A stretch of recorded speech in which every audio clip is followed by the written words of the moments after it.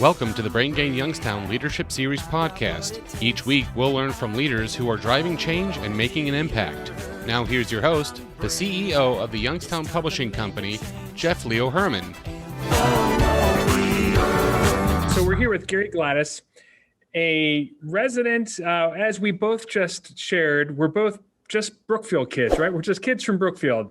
Right. And kids with Brookfield for a passion about our craft and trying to make an impact on the world. So Gary, thanks for joining us on the podcast today. If you wouldn't mind, so you and I have known each other for quite a long time, and we had Mark Milando just on the podcast, another kid from Brookfield, shared all the work he's doing at the Chan Zuckerberg Initiative. But could you give us a broad scope of the things you're involved in, and feel free to start with your statement around the views here following are not those of the So go ahead. Exactly. So I just to jump in real quick here. I'm currently a deputy group leader of MST7, Material Science and Technology, MST7 at Los Alamos National Lab. And I have to say, because I work for the government, that what I say when I'm speaking here, it's not on behalf of my employer, Los Alamos National Lab, and opinions are all my own. Well, it's great to have you here today, and to share.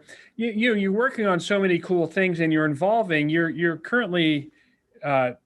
Can I say your location, or are you working from an undisclosed location? Or no, I'm at Los Alamos National Lab.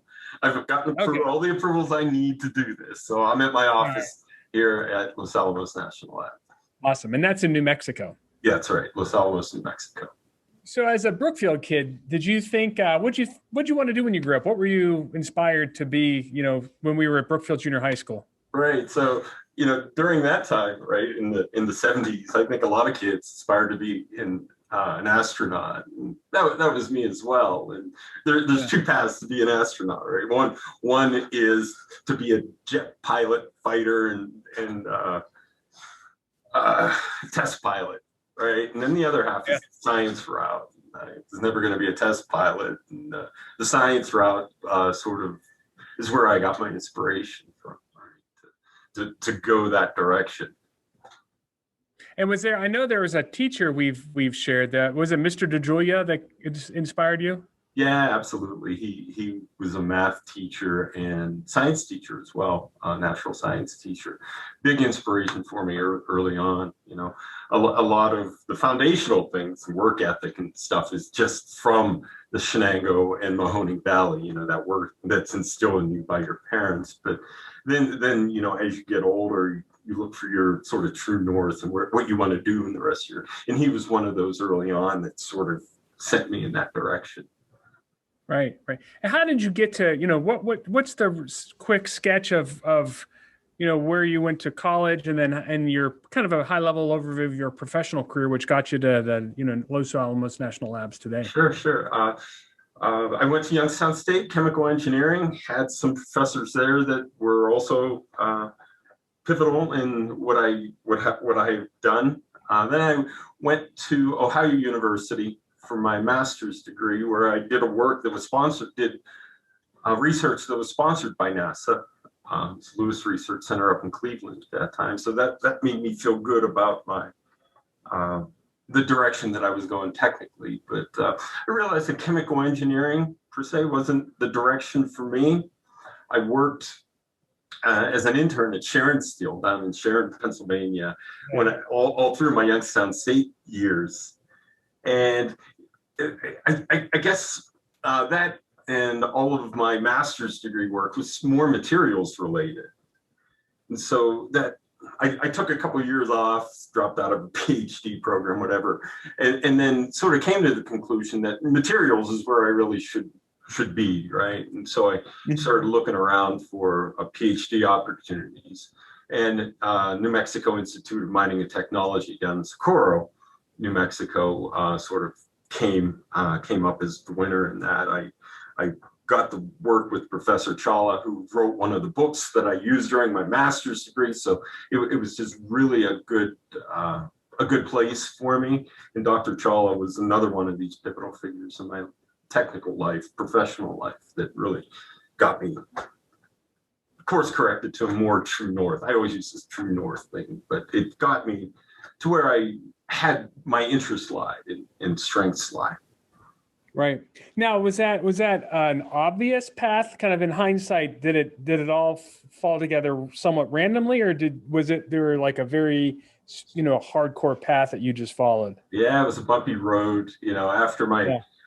After chemical engineering and not wanting to pursue a PhD, didn't know what I wanted to do, or it took a lot of thought and a couple of years to kind of figure out things where I wanted to go after that. So in between my master's and PhD that I finished, I taught at a community college in Parkersburg, West Virginia, which was a fantastic experience too. So, but it was a circuitous path, without a doubt, and with a lot of reflection, a lot of thought along the way.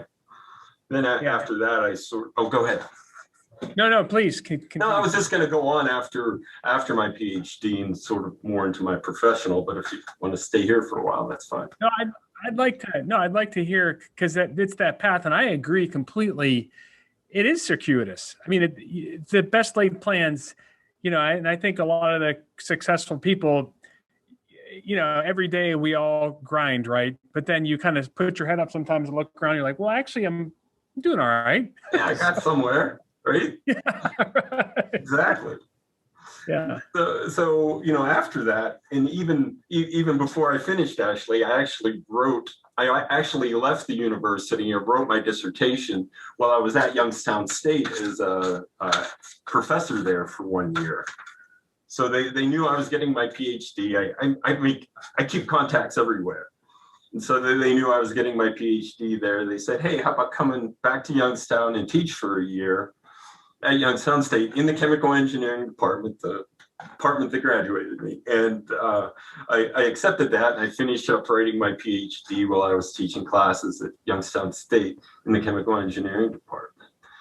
And that was a great experience too, just to be back there on the other side of the desk, as they say.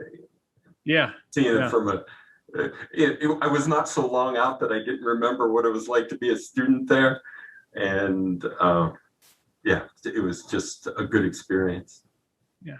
And so you're into materials. And so something I've learned with a lot of the time I've spent at the Juggerbot team around materials and inputs to the 3D printing to make 3D printing work. So is material science, has there been a lot of innovation in that area, or is it all pretty well-known things just applied to a new, just kind of a new medium applied to a new technology? No, whenever you get a new process, the inputs have to be a little bit different from a material perspective. And I enjoyed your discussion with Slade Gardner about 3D printing. And just to echo one of the things that he said was about IP and those first generations of 3D printers. All the materials were sort of locked up by the printer manufacturers. So you had to use their materials to run through their machines, or else they would void warranties. Now that these initial patents and IP are expiring, it sort of opened up a whole new world to materials development, to people like me starting at X-Link 3D, and the folks at Juggerbot, who I'm working with on this Army STTR, to open up a whole new world of users to 3D printers.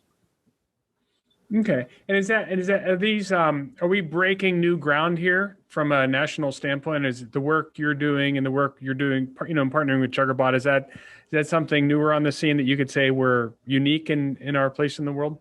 Yeah. So in a previous life, when I was a consultant, this whole industry, this whole niche in 3D printing materials sort of opened up while I was consulting. And I was on a CRADA with Oak Ridge National Lab, and we were looking at epoxy type materials to 3D print. So there's thermosetting materials, so you don't melt them, you extrude them as a liquid, and then they solidify, not by heat, but just by cross-link. Okay. So on the heels of that, and sort of as a spin-off of that consulting that I was doing on that CRADA, I spun off Xlink 3D, brought it to Youngstown, and now am partnering with the folks at Juggerbot on this Army STTR that are interested in similar things. What drove your decision? You have access to national labs. What drove your decision to bring it back to Youngstown? Oh, it's the hub of 3D printing, right? It's that ecosystem that is there. So even though I don't live there, it is the best place to headquarters a company like Xlink 3D. It's just the whole ecosystem. America Makes, YBI, and Youngstown State. It's just a great place to grow a business like that because everyone's swimming in the same direction, right? They're all thinking. Right. They're all thinking about 3D printing and where to go and what's the next thing. And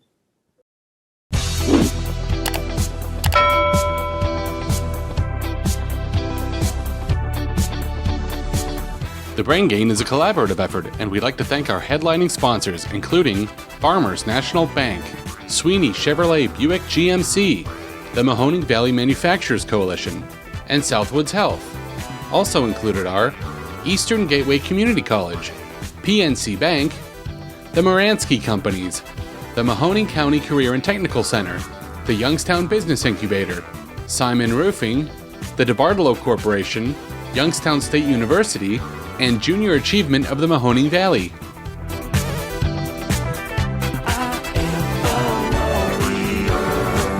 Here you are sitting in New Mexico at a globally world-renowned national laboratory, and there's no better place to do what you're doing in 3D printing than Youngstown. That's fantastic. Yeah, it is. It's hard to believe, but yeah, the way the world works, you can live anywhere these days. And I have an intern I've had a couple interns from YSU. They're fantastic. I think the entrepreneurship is present there, and maybe wasn't so present way back in the 80s when I was there. It was more rigid technical work, equations, solving.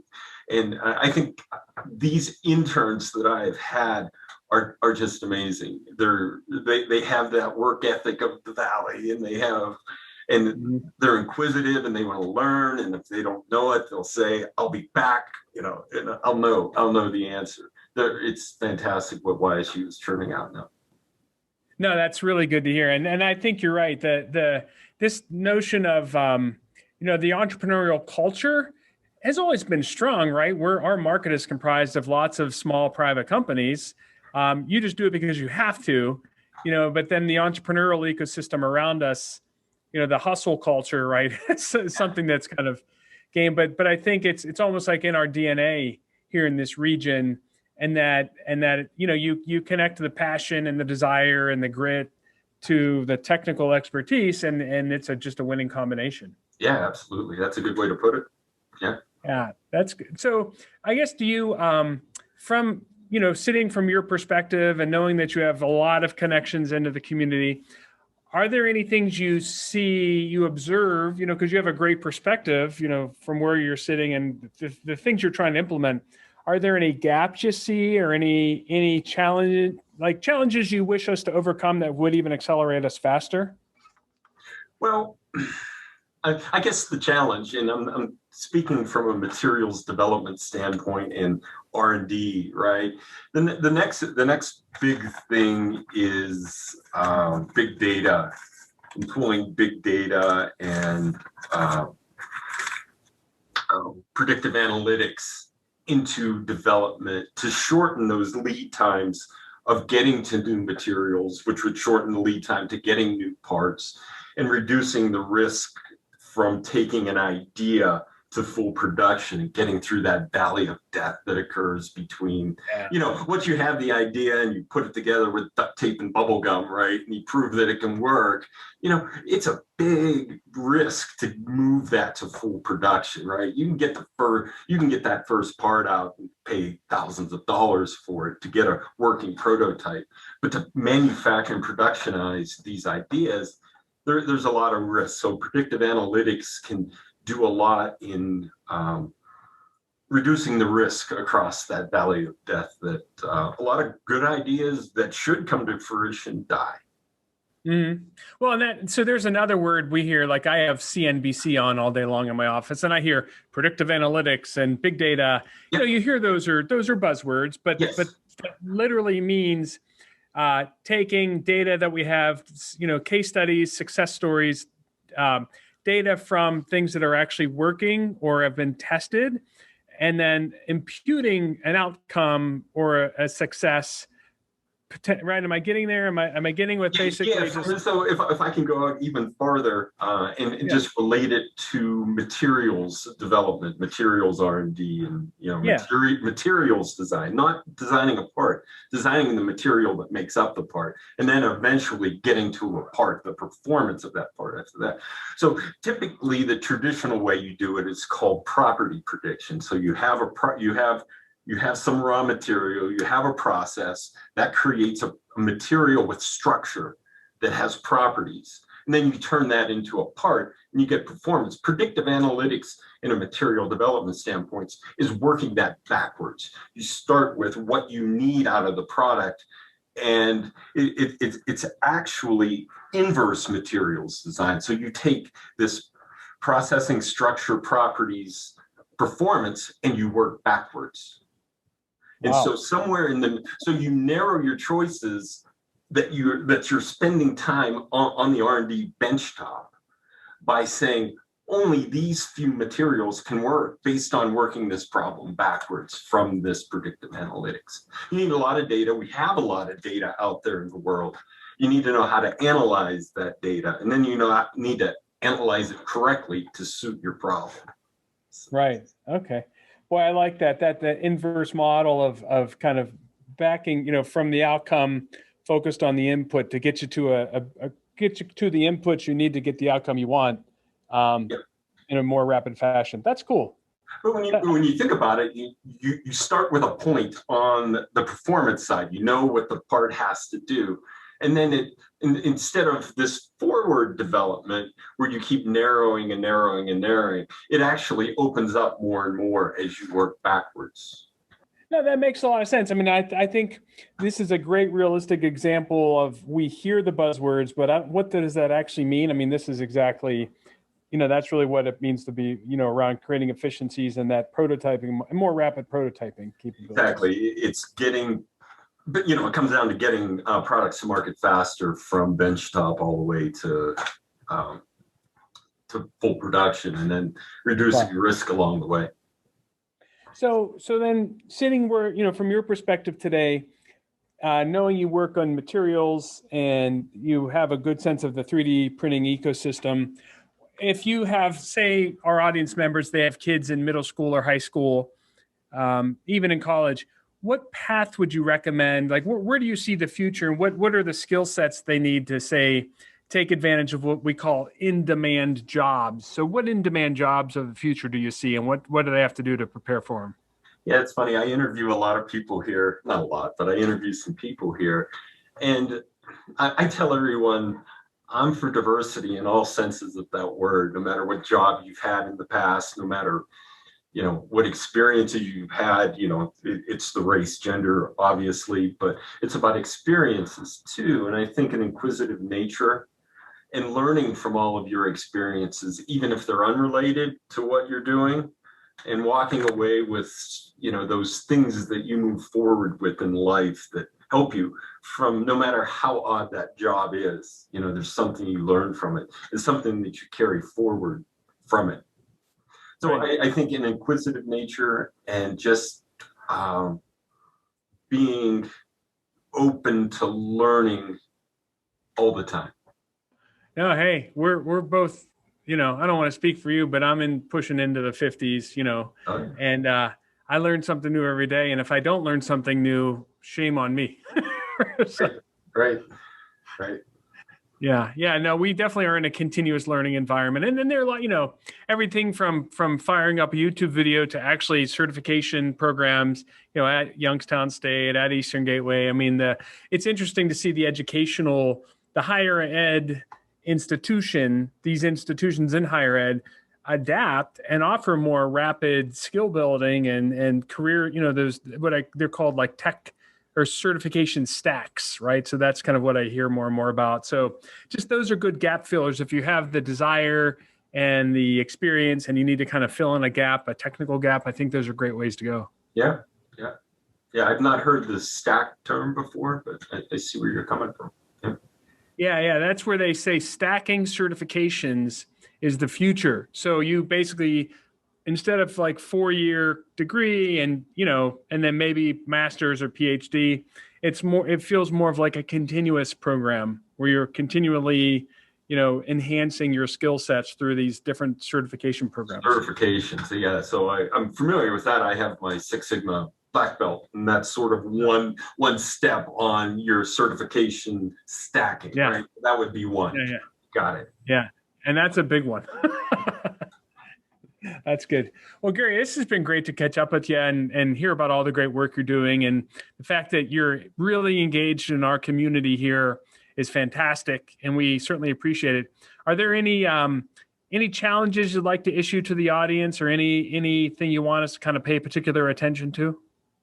No, I just think I'm all for continuous learning, doing your homework, and making a decision. It's decision making is part of it, right? And making your decision and then moving forward.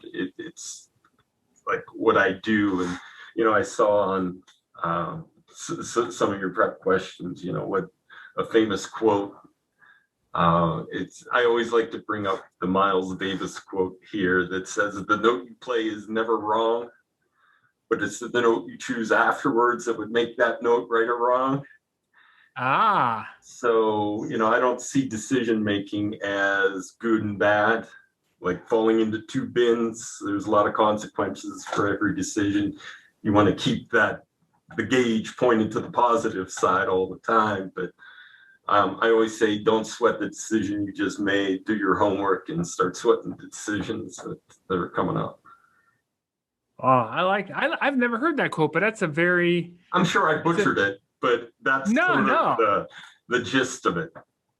No, I love it. It's not the note you played. It's the next note that, people will be able to tell if that was a clinker or not. I mean, it's exactly, but just, it's a continuous process. And you just, as they say, like, don't be a goldfish, right? So don't get hung up on the past mistakes. Just keep moving forward. Right, because there's sort of a lot of knock-on consequences for any decision, and it's never a clean good and bad. It's always some good, some bad, some fall in the middle. Keep that gauge pointing to the positive end and move on. Sounds good. Well, Gary, thanks for your time today. Really great to catch up with you. Yeah, it was great catching up with you. Thanks for having me. Enjoyed the discussion. Thank you. All right. Keep up the great work. All right. Thanks. You too.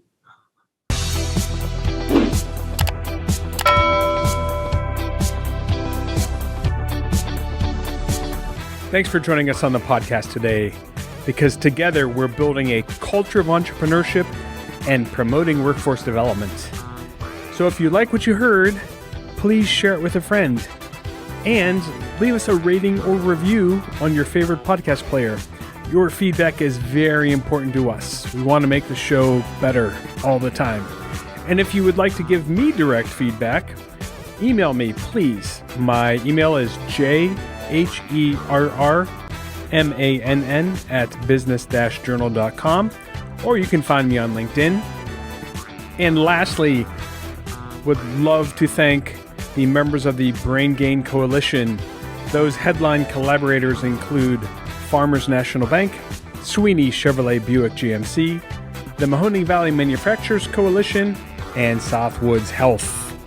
And joining them are members of the coalition, including Eastern Gateway Community College, PNC Bank, the Moransky Companies, MCCTC, the Mahoning County Career and Technical Center, the Youngstown Business Incubator, Simon Roofing, the DeBartolo Corporation, Youngstown State University, and Junior Achievement of Mahoning Valley. Without them, none of this would be possible. So thanks again for joining us today. And remember, together we are building a culture of entrepreneurship and promoting workforce development.